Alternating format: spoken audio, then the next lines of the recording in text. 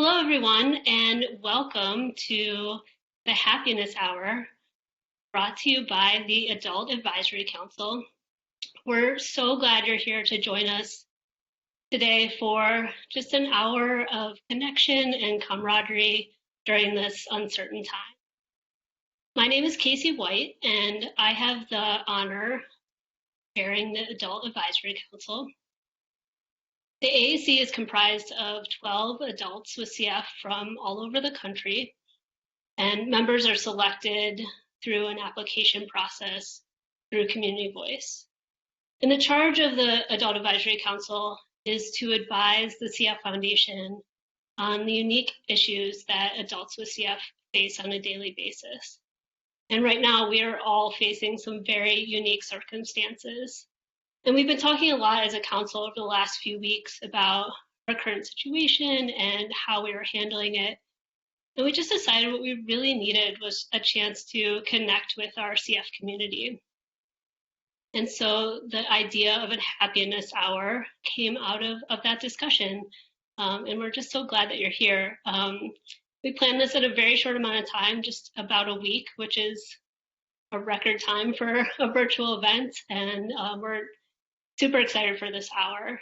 The focus will be just about how we're finding joy during this time and some tips and tricks. It won't be focused on medical advice. So if you do have specific questions, I suggest you reach out to your care teams and they can answer those types of questions.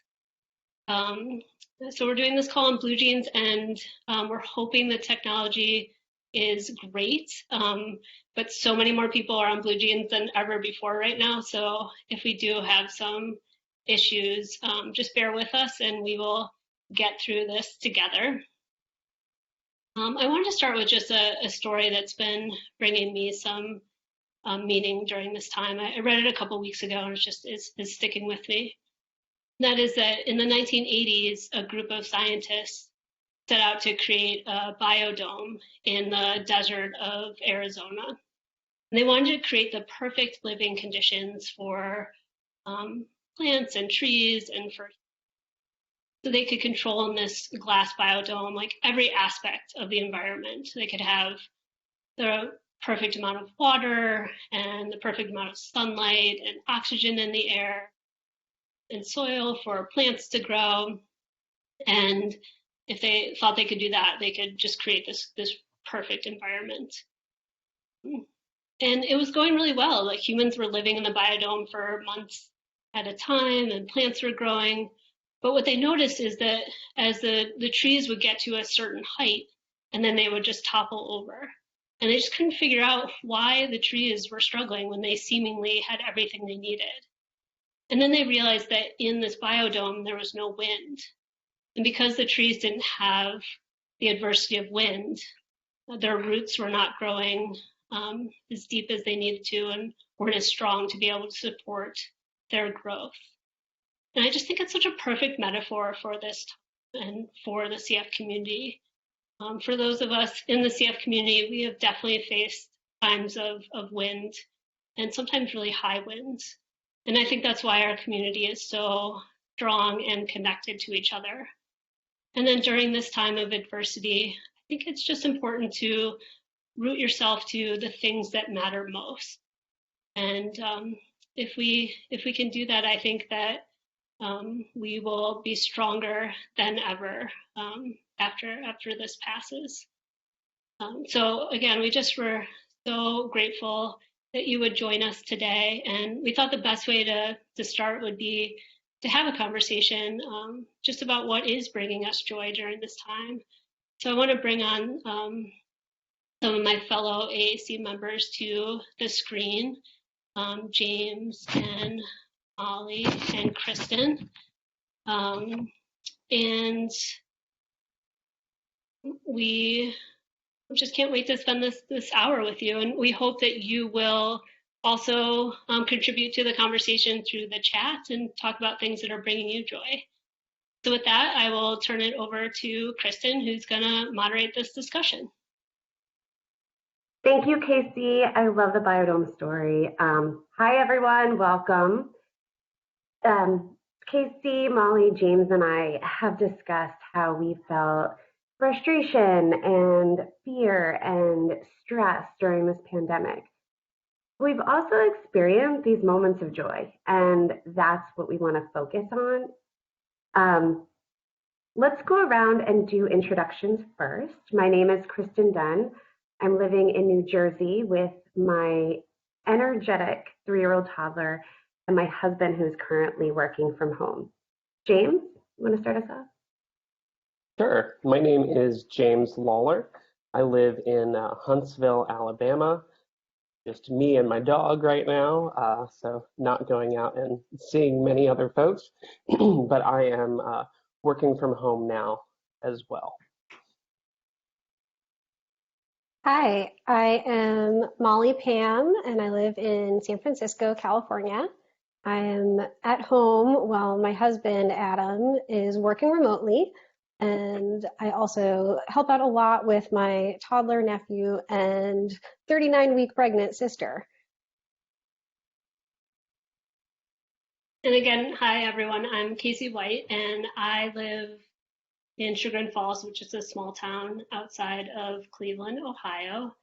And I live with my husband, Justin, and our 13-year-old son, Mac. Thanks. We've all talked a lot about connection being a major way to find joy, which is why we're coming together right now on this happiness hour. Casey, how else have you been connecting during this crazy time? Yeah, it's actually been so fun to connect with so many different people. And it's been just fun to see the creative ways that people are trying to connect. I think my favorite one is my cousin invited me and my family to participate in a quarantine Olympics with some of her friends. So there's teams from all over the country, and you compete in whoever you're in quarantine with, and just so many fun events. There's like an egg and spoon race and a gymnastics competition, whatever that looks like, and lip sync competition, some puzzle competition, so many different things. So you film your team doing those competitions and then send it to a panel of judges who are going to award medals for each event. So it's so silly, but it's just been such a good distraction and a way to connect during this time. I saw one of Casey's videos and it was amazing. For me, it was only days into quarantine when it was Declan's 3rd birthday. And I had a lot of disappointed family members on my hands that weren't going to be able to see him. And it brought me a lot of joy that I was able to very quickly put together a virtual birthday party using all the best practices and knowledge of virtual platforms that I've gotten from my everyday work with the CF community. So that really, it just really made me happy. I'm so sorry.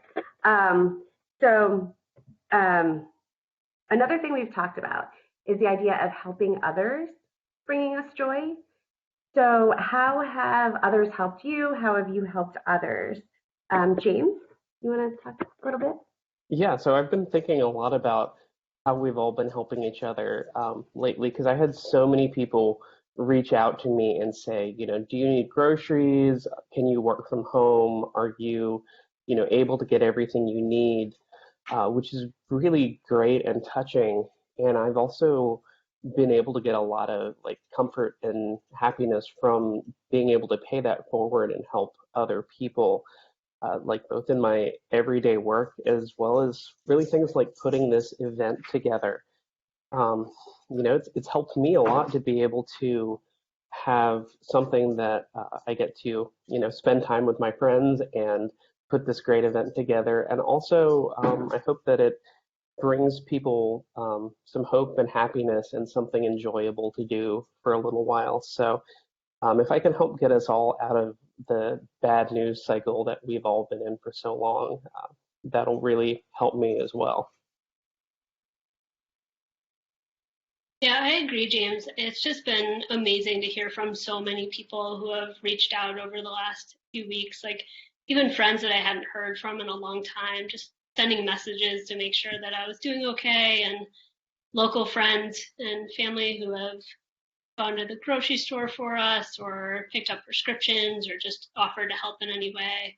And I really wanted to figure out a way that I could also help others in this time. And it's a lot harder when you're not leaving your house. But one of my friends is a kindergarten teacher, and she asked if we would be willing to read stories, video ourselves reading stories so that she could upload it to her website for content for her little kindergartners. And it was just like so fun. We found all these old books that Mac loved when he was a little guy that we hadn't read in years. So to pull those out and to read stories that we knew could bring some joy to those little kindergartners at home just was just such a gift during this time. I think that's such a great thing. And I'm spending a lot of time with my almost 4-year-old nephew right now. And one of my favorite things to do with him is bake with him. So as many of you might know, I was a pastry chef in New York before moving out to California about a year ago. So I love that even when he is being a pill, does not want to set any schedule, doesn't have time. If I say, hey, Pax, do you want to bake muffins with me? Can you go put the liners in the muffin tins?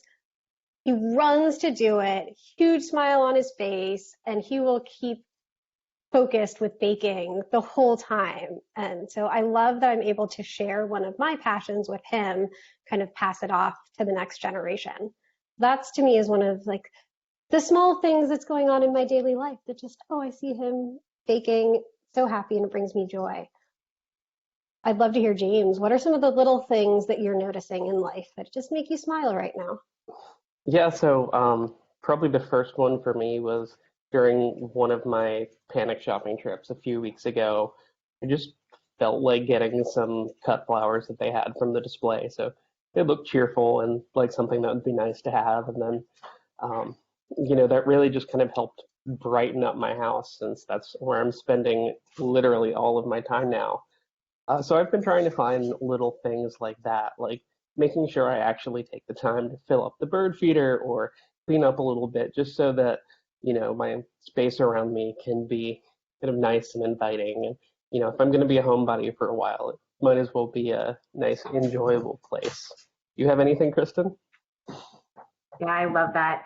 Honestly, even reading about some of the incredible things people are doing to help other people that I don't even know right now is just seriously uplifting me, and sometimes making me cry a lot, but, but in happiness. Another cool random thing, a local photographer is doing a photo blog series telling families or people's stories during the pandemic, especially high risk people, healthcare workers, etc. So she came to my house this week and was at the curb like 20 feet away. And my husband's son and I sat on the front porch and she took photos of us. And we don't get photos often of us ever. So it was really special. And even though this isn't a great situation by any means, it's kind of cool that it memorializes this time that the three of us came together, made it work, and kind of dealt with this like pandemic as a family. So that being said, as a family, sometimes we all need space. And fresh air. So going outside has really meant a lot to us. And I think a lot of people. Have you found that to be true as well, Molly? Yeah, so I think, in a similar position to many of you out here in that my lungs are doing much better than they were a year ago, thanks to Trikafta. And I live in a valley in San Francisco. So there are hills on every single side of me. Pre-Trikafta, there is one walking route that I was able to do that was not as hilly as the rest. And I really enjoyed.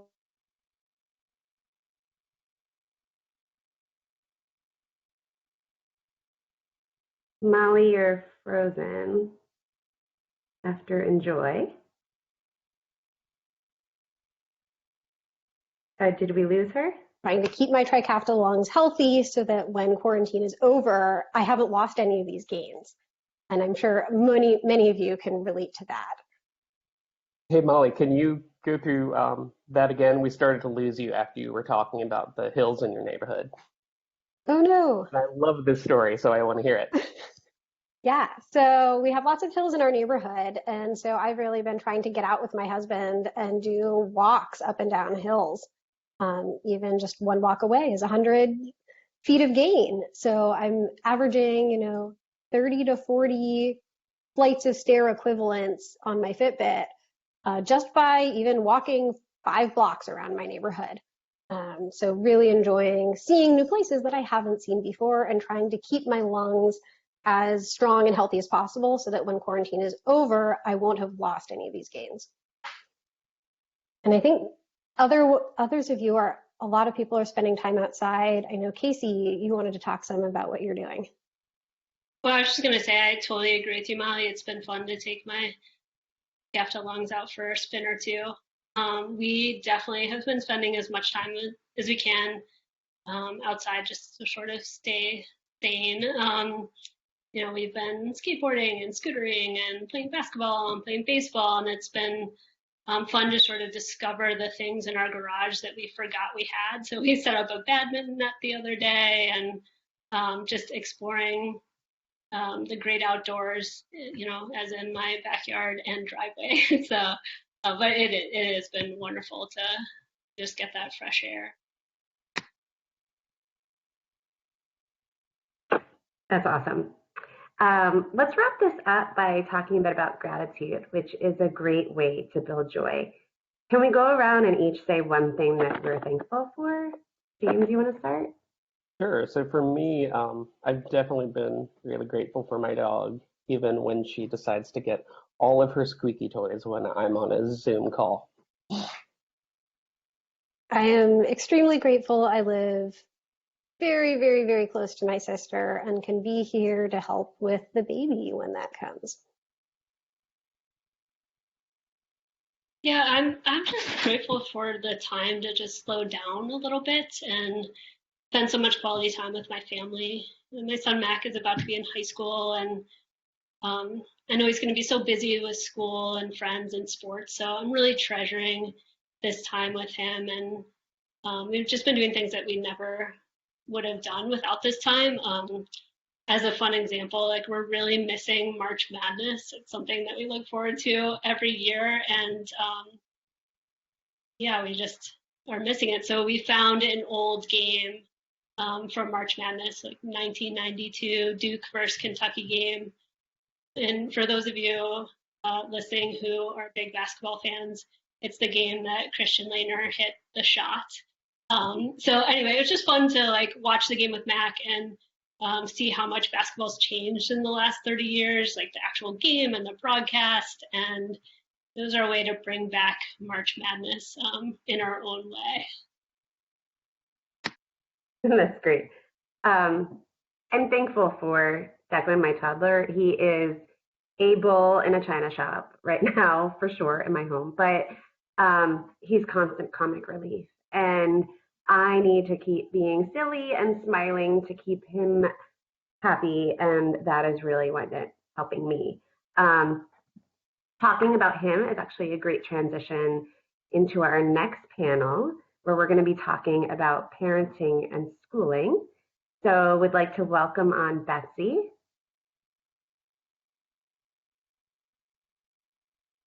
There she is. Betsy, could you please introduce yourself? Yes. Hi, I'm Betsy. I'm a college student and I live in San Antonio, Texas.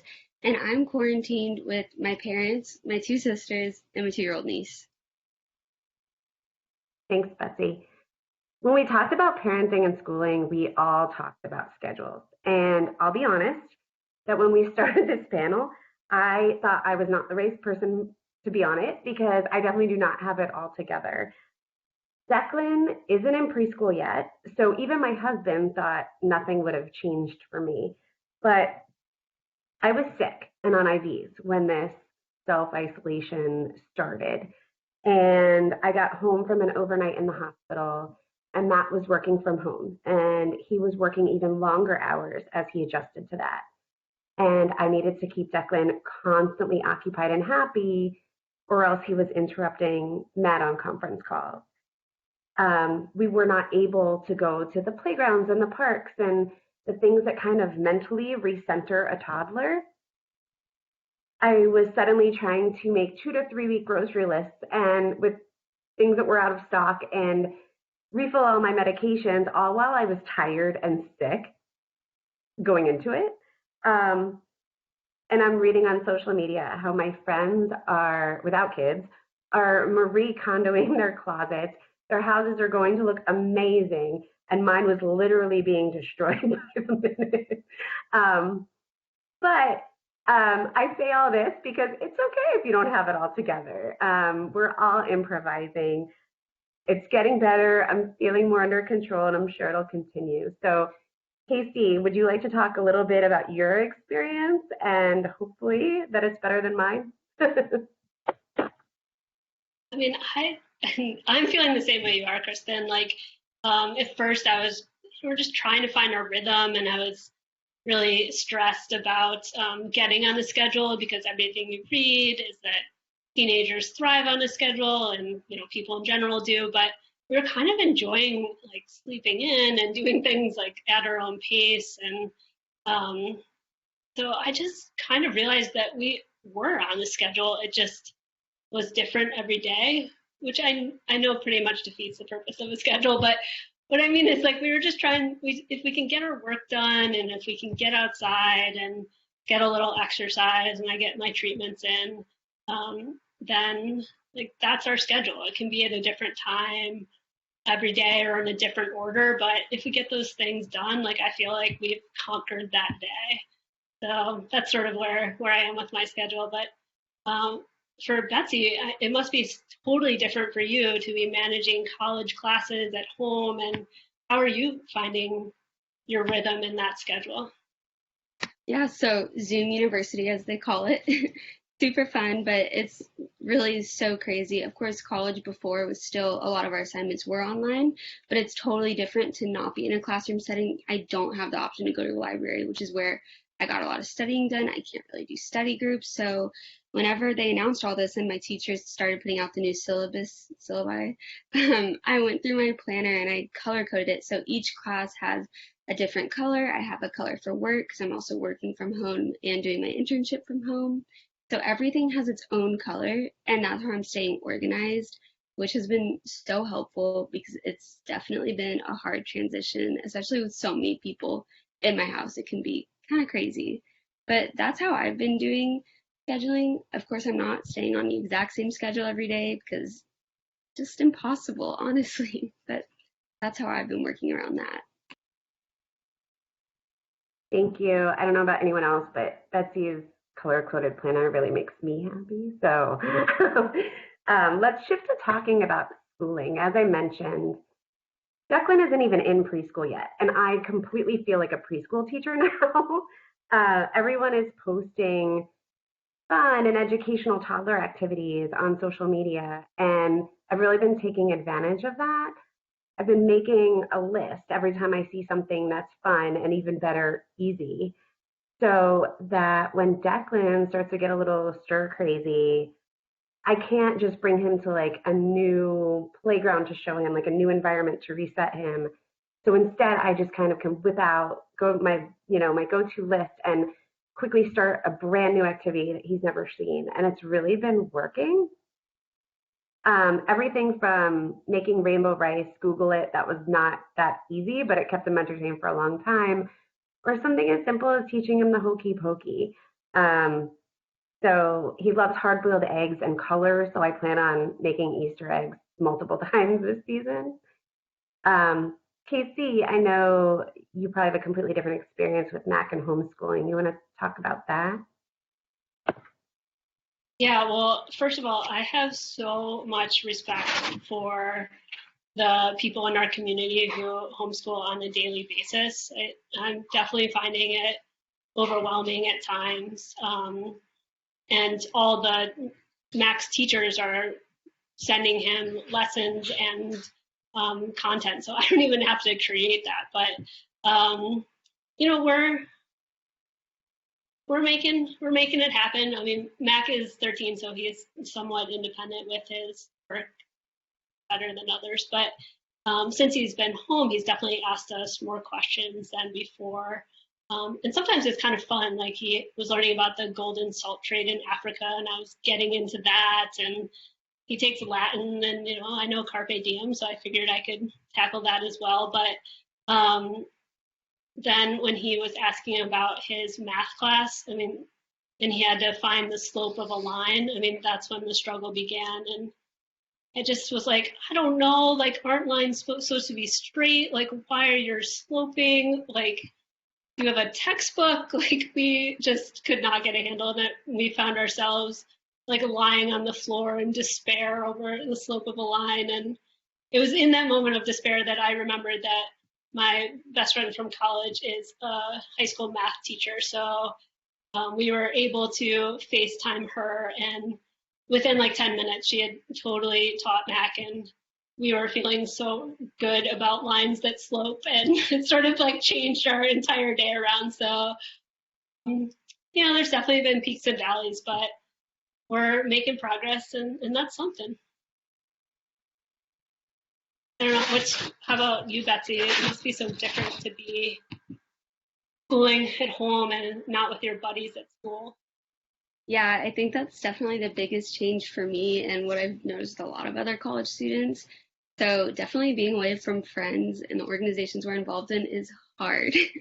So I'm in a sorority, and like we were so excited for everything this semester. We had our formal planned, we had like date nights planned, all this super fun stuff that was so expensive and so fun to put together. Couldn't wait, all just taken away from us, which is so unfair. But I'm on the executive council, and we had a meeting the other day, and we're like, okay, how are we going to keep girls engaged and like still be like sisters to each other? How are we going to communicate? How are we going to do this? Because we can't just drop each other and like not talk until fall. That's ridiculous.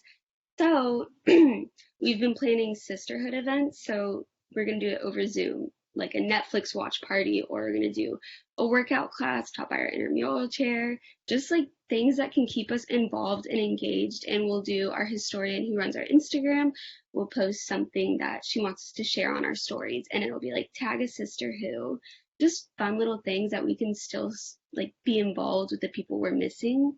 The other big thing is that I forgot what I was going to say. Anyways, these organizations are what keep us rooted to the campus, and that's a huge part of college, like having pride in your campus. I don't want to go somewhere that I don't feel like joy and happiness, and that's why I love my school so much, is because of the people there. So I want to stay rooted to the people there that keep me rooted to the campus, so I can enjoy my next 2 years only now. But that's what we've been doing, and it's been working so well. And yeah, they're far, but Zoom is a lot better than nothing. So that's what we've been doing a lot of. I love that because, yes, the social aspect of college is probably the most important in some ways. One random thing that I was struggling with at the beginning was what to tell Declan when he kept asking if we could go to the store or one of his favorite fun places that he calls them. And I kept kind of just saying, oh, maybe later. And it just felt dishonest. So I finally told him we can't go anywhere because of coronavirus. And when coronavirus is gone, then we can go back, but it'll probably be a while. And I wasn't expecting him to completely accept and embrace that and then turn around and tell me we can't go places because of coronavirus. And you know, he doesn't conceptually understand this. We did like a whole germ demonstration, but he's 3. So, but it doesn't matter. Like he has a concrete and honest answer. And right now that's working for us. So I thought that was pretty cool. Casey, do you have any other random tips or tricks that you wanted to share? Yeah, I mean, I guess for me, I just feel like I learned that like we're doing the best that we can. This is just like such a crazy time, and there's no definitive answers for like basically anything at this point. So I found that once I decided that I didn't need to have all the answers of how to do this the right way. It just became easier. It was okay to ask for help and get frustrated and upset and then rally again to conquer the next day. So I guess that's what I'm doing, just taking it one day at a time and trying to find as much joy as I can and connect with the people that matter to me in the best way I know how. How about you, Betsy? Yeah, so I saw someone ask if I could show my color-coded planner. So here it is. I have some gaps from our extended spring break, but I just kind of color-coded like at the beginning everything. So like Zeta, marketing, communications, just like the classes in school, and that's how I've been staying organized, which is really helpful. And then my other quick little tip is if you're in an extremely full house where everyone is doing school and work from home like I am, my hotspot on my phone where I can connect it to my laptop is amazing. I got kicked off of a quiz the other day and it was awful. Started using my hotspot during important things and it's been so helpful. I definitely recommend it to y'all. That is a great tip for everyone. Thank you so much for this discussion. There are lots of people without kids or school to deal with right now. So I'm going to pass it over to Molly to lead a very different discussion. Molly? Hi, thanks, Kristen. That was all really great advice, especially for someone like me who is also helping take care of a toddler, although not full time. So I wanted to bring on Tara, because me, Tara, and James are all going to talk about what it's like to be not having kids and staying at home and working with spouses who are working from home. So Tara, do you want to introduce yourself? Yeah, hi, I'm Tara Goodwin, and I live in Houston, Texas. I've been in my house for 3 weeks now, except for when I drive through the pharmacy. I'm here with my husband, Michael, and my giant dog, Heidi. Great. Do you want to tell us a little bit about what your routine is? I think everyone has a different routine. Some people are staying in PJs and some are not. So I'd love us to have a discussion about how we're finding our routines when we don't have children to dictate them to us. Tara, do you want to tell us about yours? I would love to. Honestly, this is the first time I've put on a real shirt in about 3 weeks. I do change out of my pajamas in the morning, but I usually change into something super comfy like yoga pants and workout shirts, and because I do work out during the day, I do yoga and stuff. But yeah, I like to change out of my pajamas because it feels like you're doing something, but I'm not quite to the point where I want to wear like pants with zippers or anything. I need to be comfortable because most of the day I'm lounging, and so it's just like doing that and then kind of going through your routine, having the coffee, reading the news, podcasts, and doing things like that to keep like the reality of what your life is, to feel like semi-normal as much as you can. I feel like that's kind of an important thing when you're able to do it. So yeah, that's I'm very similar with my routine of I wake up, brush teeth, listen to my podcast while I make my coffee, do my meds. But the one key difference is I get dressed. I like jeans and things with buttons and zippers to make me feel like I'm really like facing the world. And I'll change into yoga pants when I exercise, but I like it to be like I change in the middle of the day to make exercise more of a specific time. James, what are you doing for both getting ready and also just for working at home? Can you walk us through what that's looking like and what tips you have for it? Yeah, so I am in the same boat as Tara, as I have been loving being in my pajamas for basically 3 weeks. So I am really happy that I can work at home and that my company has been really, really supportive of that. So for me, the main transition has been, kind of figuring out my schedule. I felt I spent the first couple weeks, really trying to get after some deadlines that we had at work. And I was, working kind of strange hours and being very relaxed with my schedule, which I enjoy because I like having that unstructured time, when I can kind of leisurely get up and not be rushing to get my treatments done and everything and get out the door to get to work on time. So it's just nice to make my coffee, sit down at the computer, start working on some stuff, and then be able to get up and do my treatments and do whatever else I need to do. But as I've done that for a couple of weeks, I figure out, I really need to kind of lean into that ebb and flow of what my schedule looks like, because I don't want to go too far into hey, it's 3 o'clock, I haven't done my treatments yet today.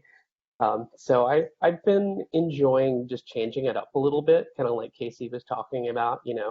Some days I might work a lot and get a lot done, and some days I might really kind of stop myself at a certain point and say, okay, it's time to do something fun, something that I really want to do.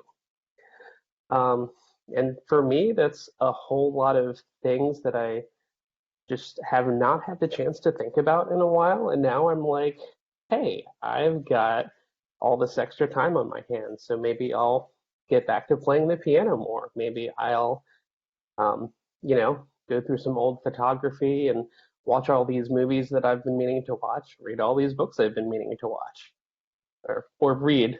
Watching books is kind of tricky. How about you, Molly? I've been running a book club with other members of the CF community for the last couple years. So you can find us on Goodreads. We are currently reading The Heart's Invisible Furies. We meet about every 6 weeks, and we always meet on Blue Jeans. This is Pax, by the way. Apparently, I've been asked to babysit right now. The other thing that I've been doing with my family is we're Jewish, and so we're preparing for the holiday called Passover, which is going to be on April 7th. So we have family in New York, we have family in California, and we often, every year we have to choose whose family are we doing Passover with, mine or my husband's. And this year, because we are transitioning all of our seders to an online format, we get to have seders with both families. It has taken a little bit of logistics my mother-in-law is having to scan in the beloved Passover Haggadah so that we can all be reading the same things. And as a bonus, we got a Seder plate for our wedding that we have never used because we are always at family's house. So this will be our first time we get to use our Seder plate. So I know we're all kind of slowing down, practicing self-care. I think, Tara, you had a lot of really great tips for us in doing that.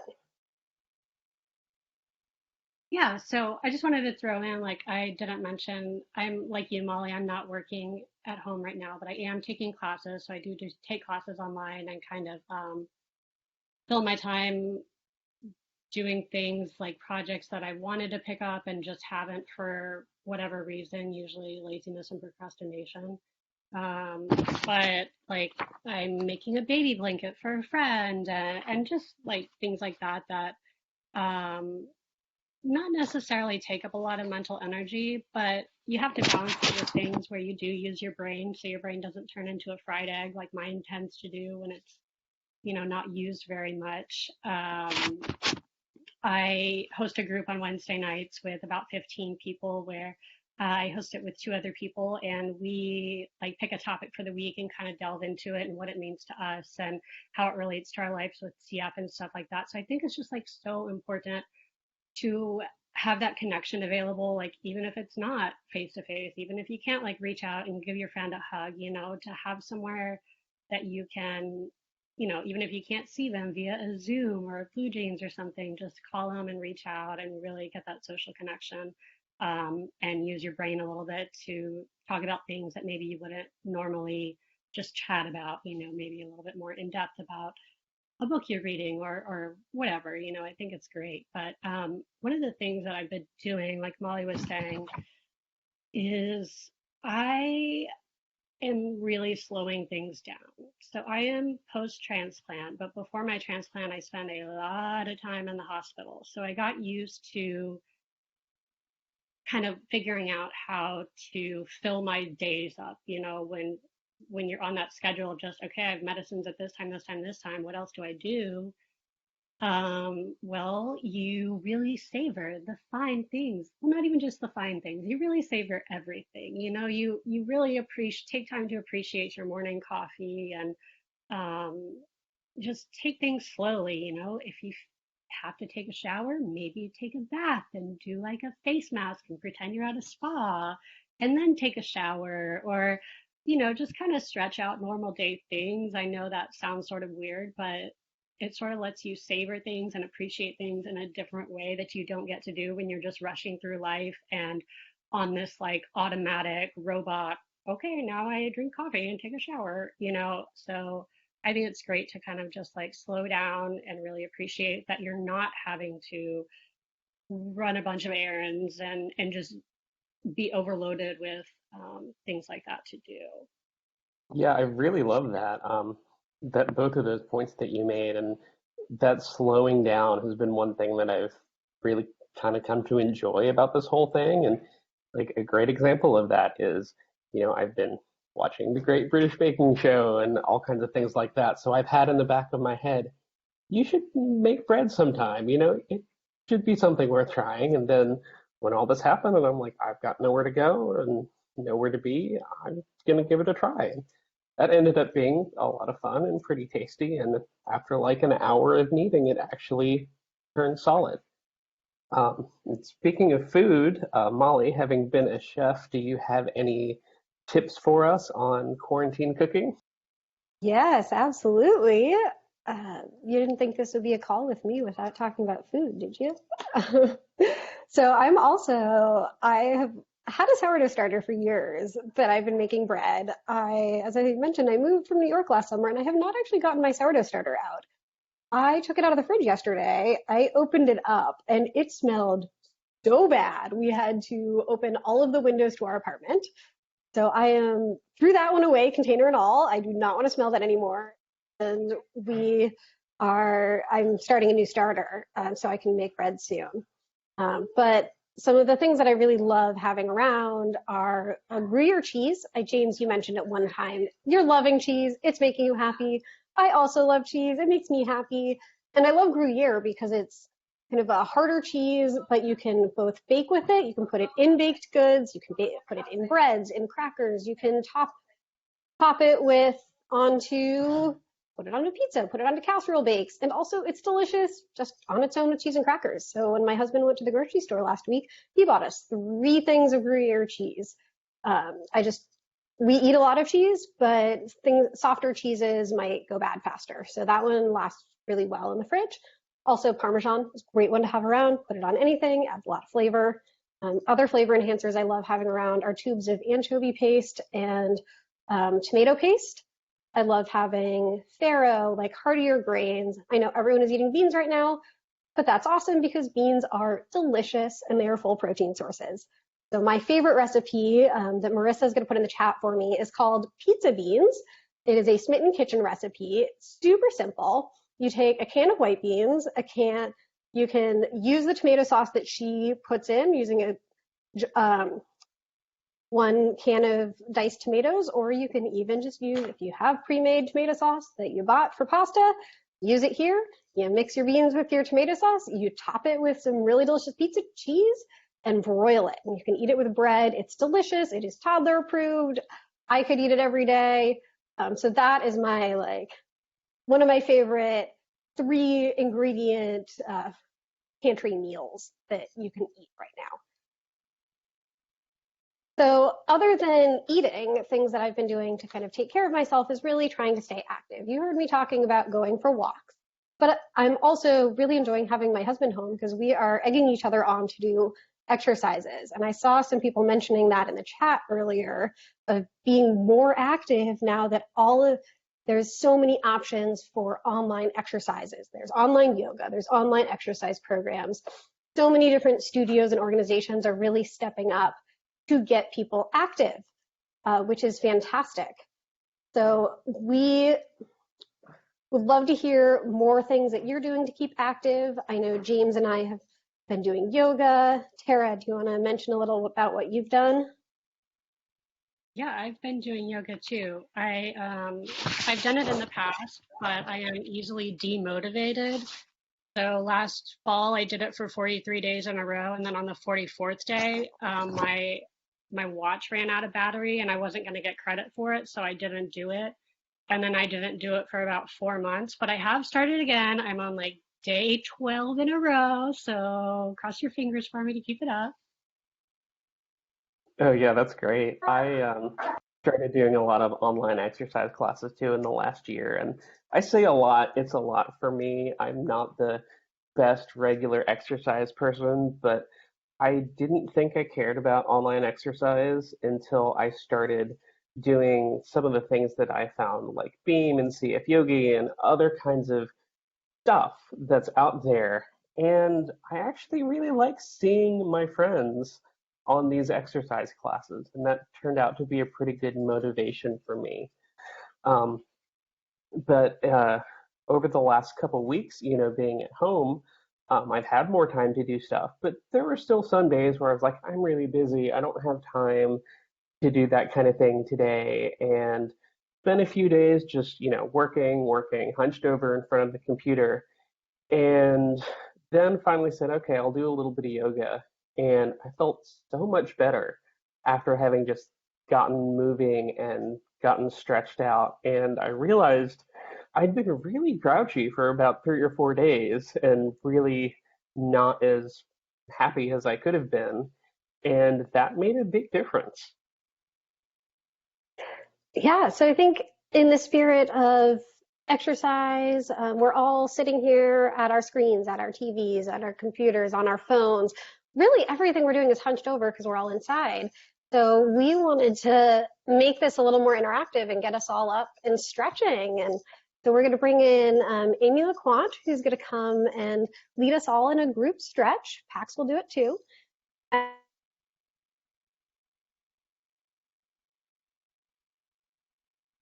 Oh, looks like we lost her. But here's Amy, so it's perfect. Hey everybody, my name is Amy and I'm in Salt Lake City, Utah, quarantining with my husband, our 2 dogs, and our cat. It gets a little crazy. But I just wanted to lead you all through a quick guided stretch. You can stay seated in your chair. You don't need a lot of space for this. And I think this is just really important to get up and move throughout the day to help us get grounded and centered, to kind of get out of our heads for a minute, because I know that a lot of us are dealing with anxiety, so this can really help. So first, I want to start off with everybody just taking a deep collective breath, inhaling through our nose and exhale through your mouth. Perfect. We're just going to slowly and gently kind of roll our head from side to side in the front, from shoulder to shoulder.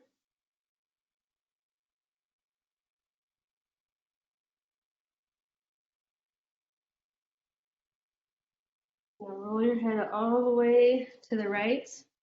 Just kind of stay there and feel that stretch to the side of your neck. If you want to create a little more tension or stretch, you can gently place your hand on the top of your head. Don't pull too hard. We don't want to injure ourselves. And remember to breathe through all of these moves. And release. And then move our head to the other side. And with that same arm, you can put your hand gently on top of your head to create a little bit more of a stretch.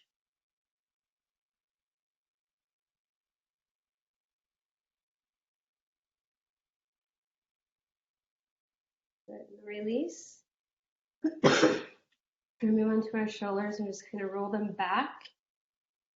Shoulders up, back and down. Just roll them. 2 more times. Now we're going to go forwards, remembering your breath.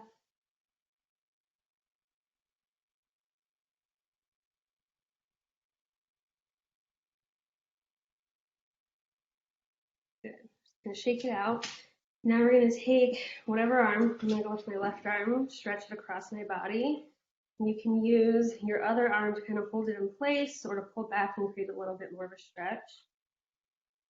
Just feel this through your shoulders, maybe in your upper back.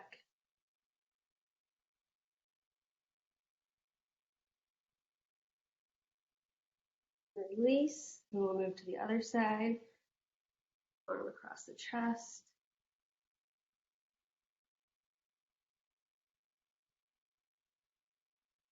Inhaling through our nose, exhaling through your mouth.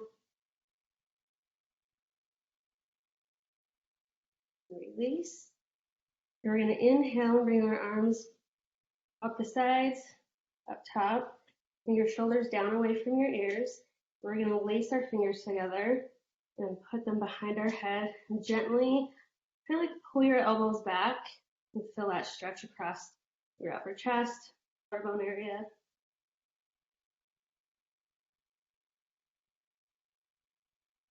Hold for another breath or two.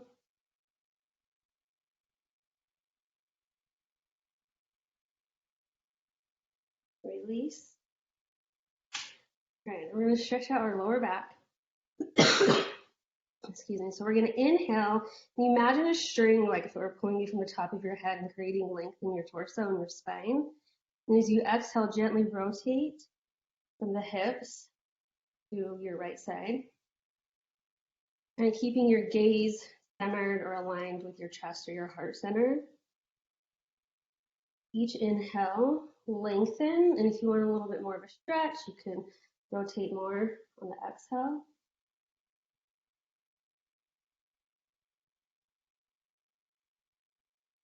And we're going to inhale, lengthen, exhale, come back to center. Do the same thing on the opposite side. So inhale to create length, exhale as you rotate. And your gaze or like your chin aligned with your chest.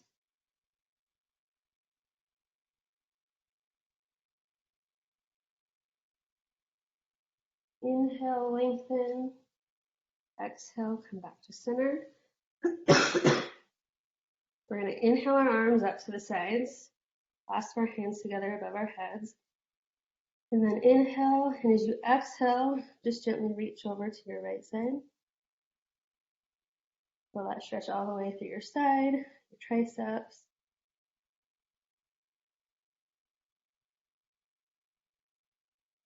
Inhale, come back to center.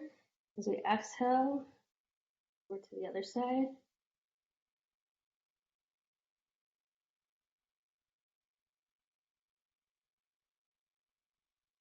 Inhale, back to center. Release your arms back down to your sides. And hopefully you see me, but we're going to take our left leg. Well, first make sure you're seated so that your feet can be on the floor. And take our right leg and cross it over the left leg. Flex your foot. And if you want to create a little bit more of a stretch, you can press gently down on your knee, but not too hard. We don't want to injure ourselves, or even lean forward a little bit. This is a great stretch, especially for sitting all day. Stretches out our glutes, legs.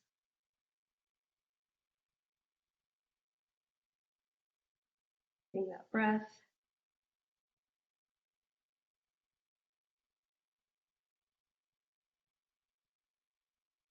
Gently release. We'll go to the other side. Left leg over the right. The foot to protect the knee. Kind of creating like a figure four. And then lean forward if you want a little bit of extra stretch.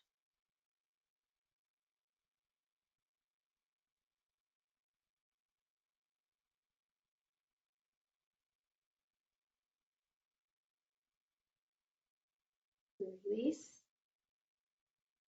And I know this probably won't show up on camera, but where you're at, just kind of extend your legs in front of you so that they're straight. They don't need to be parallel to the floor. And flex your feet, feel a stretch through your calves, back of your ankles. Point.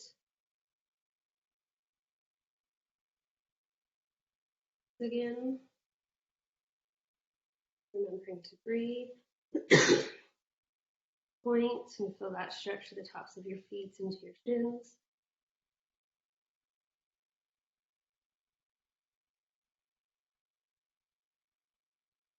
One more time. Release your feet back to the floor.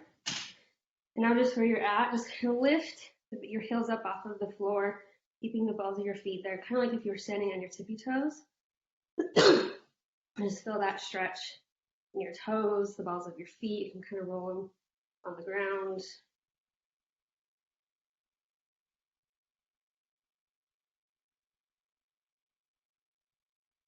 And then release.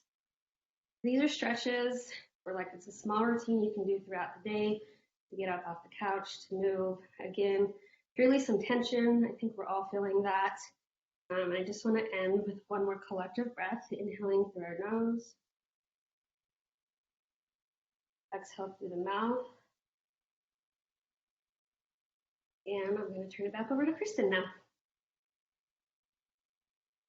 Thank you, Amy, for that stretch and bit of relaxation and recentering.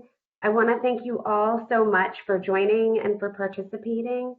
We hope that you were able to find some happiness in this hour. So please stay home, please stay safe, and we'll see you later.